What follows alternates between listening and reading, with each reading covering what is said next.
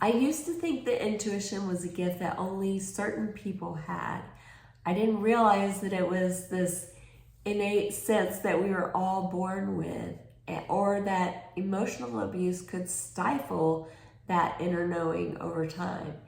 And in this video today, I'm going to share 3 ways narcissists and other toxic people can suppress your intuition, and 3 ways that you can restore it back to where it's supposed to be. If you're new here, welcome. My name is Lori. I'm a former teacher. I have a master's in school counseling, and now I coach women who are feeling stuck in a toxic relationship and they don't quite know how to get out, or they've already left and they are trying to restore their health back to what it was formerly. So if that sounds like you, subscribe and follow along.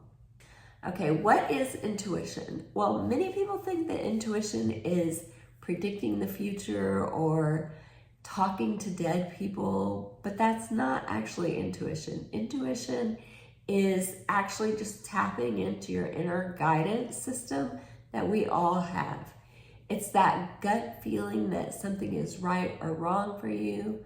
Intuition is the instant knowing that you have when you're about to make a big decision, but you change your mind at the last second. And it's the ability of your subconscious mind to recognize patterns and past experiences and emotions. Have you ever had a job offer and you instantly knew as soon as you walked into the building or the office that this job was not right for you, even though the people that were there were completely nice and friendly? The office looked clean and well run, but you just knew something wasn't quite right. It felt off to you.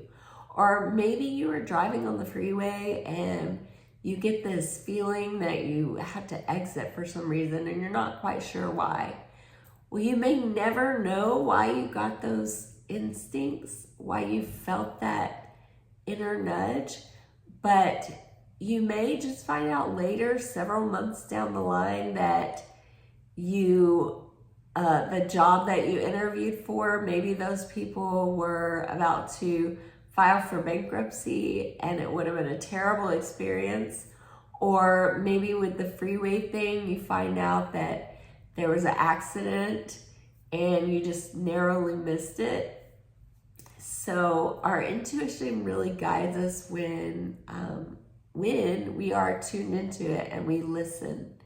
So the narcissist silences that intuition though. I have a story about a job where I listened to my intuition, and I'll just share with you really quickly, but I was working in a school, an elementary school, and our principal had found a new job, and the new principal came in to meet the staff, and she was excited. She was sharing her plans for how to keep our school growing, but I instantly had this feeling inside that something was not quite right. I'm not sure what it was about her, but I just had this knowing that I have to get out of the school now.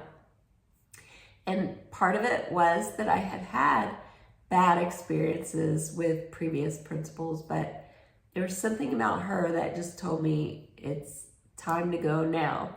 So I did get another job in another school district, and several months later, I had a friend reach out to me that had worked at that school with me, and she was just the nicest teacher. She was a very beloved teacher. She had been teacher of the year a few years before, and she had started to be targeted by this principal, and she was making life really miserable at that school.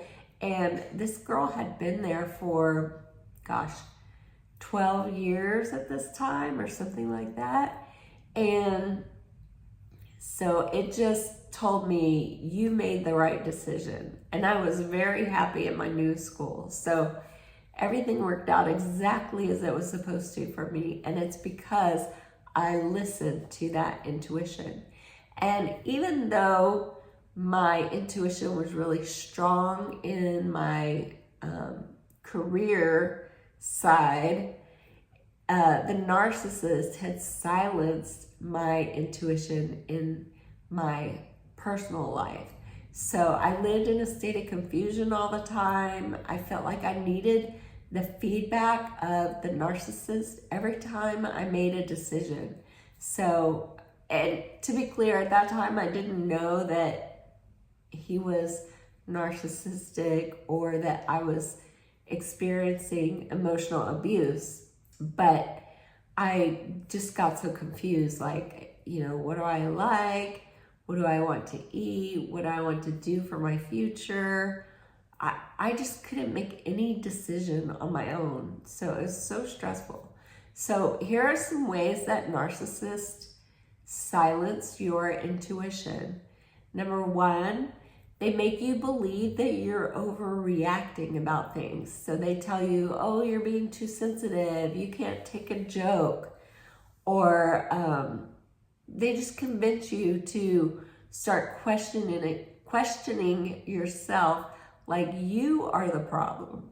Number two, they train you to seek their approval. So in a narcissistic relationship, you learn to seek their approval pretty early on in the relationship. If they don't like what you say, do, or think, there will be consequences. And those consequences could be anything from, the silent treatment to a big rageful argument. It could even be physical abuse in some cases. And number three, they keep you in a constant state of confusion. Like I mentioned about myself previously, they rewrite the truth, they question your memory and twist your words.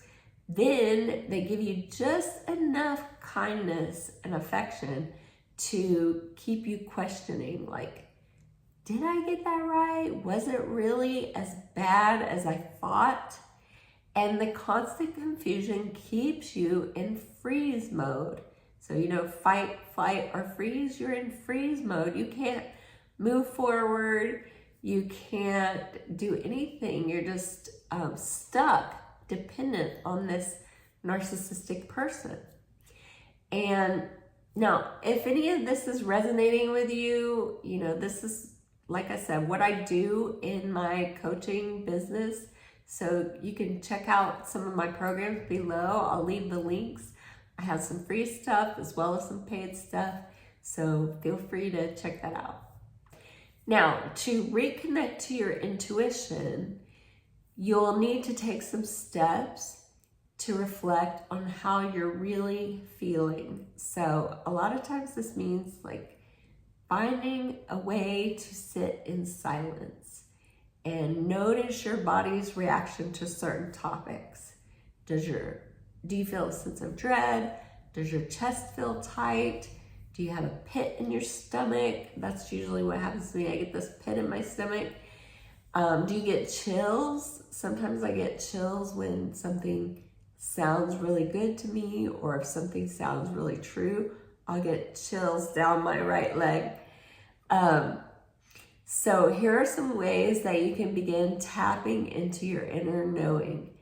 Do a morning check-in. So a lot of times after we've had a good night of rest, which can be hard if you're with a narcissistic person still, but if you can find some time to just sit and reflect, do some deep breathing, listen to your inner thoughts. And this could be just like going somewhere without your phone in your ears, or driving in silence or something. So just do something that helps you sit in quiet and listen to your thoughts. Okay, the next one is to take a walk outdoors. There's something about being outdoors that calms your system, and it gives you a chance to listen to your thoughts and how you're feeling. So don't use headphones if you can help it. But, if you live in a place where there's a lot of chaos and noise, headphones might help you. But studies show that looking at the blue sky, looking at green trees and green grass really helps to calm your nervous system. So that's why walking outdoors really helps. And I don't know about you, but there's something about having the soft sunlight on my face in early morning or early evening that just feels so good and makes me feel better. Okay, and then the last one is to journal your thoughts. So there's several ways you can do this, but one of my favorite ways is called free writing. And what you do is you set a timer for 20 minutes or so, and then you just write, and you write all your feelings out, like, I hate this, blah, blah, blah. And, just say the worst words that you can think of about your toxic ex or whatever situation is going on in your life that is stressing you out. And then destroy it. So you can rip it to pieces. If you do it on a laptop or a computer, you can delete it and then throw it in the trash, the digital trash. And then that way you can get your thoughts out without fear that anyone will ever read it, including the toxic person who's probably going to be looking through your stuff. So I know for many of my clients, that's one of their fears about journaling. He reads everything I write. So, I don't feel comfortable writing my true feelings. But if you know that you're just going to destroy it after and nobody will ever read it, it's a great way to get out those heavy emotions. So, and you can start simple with some of these steps. You can, just listen to your gut reaction about a food dish or an item of clothing. Do I really like this kind of food? Do I really feel like eating this right now? Or do I actually like this piece of clothing that's hanging in my closet? Do I like this color? Those kinds of questions. Just start with something easy. I hear so many stories of people saying that, they had been buying this certain brand of bread, say, or eating things that they wouldn't normally eat because that's something that their partner liked. So start to think like, do I like this? Is this something I really want? Would I prefer to have this other thing? And your intuition is still in there. It's hiding under all the noise and the chaos from the narcissist. You can reconnect to it, even if you're not quite ready to leave the narcissist yet. And healing happens in steps. It's not going to be all of a sudden this one day you're going to wake up and you're over the narcissist and you're ready to move out. It starts with steps. This was one of the first steps that I took, and it really helped me to realize that I wasn't happy with some of the things that were going on in my relationship. I didn't like the way I felt after I went to spend time with another friend or family member and came home and the narcissist was questioning me. I didn't like how I felt when he happened to go away for the weekend and then I knew he was coming home again.